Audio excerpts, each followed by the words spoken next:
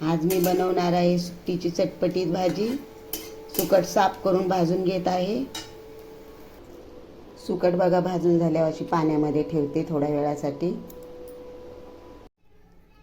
तेल टाकले, कढीपत्ता टाकते, कांदा टाकते। कांदा भाजल्यावर मिरच्या टाकते, मिरच्या भाजल्यावर टोमॅटो टाकते। आमचं घरगुती लाल तिखट, हळद आणि मीठ। मसाले भाजल्यावर थोडंसं पाणी। आता भाजून घेतलेली सुकट 2-3 पाण्याने धुतलेली स्वच्छ अशी वांगी पण टाकलेली आहेत कट करून। आता छान याला मिक्स करून घेते।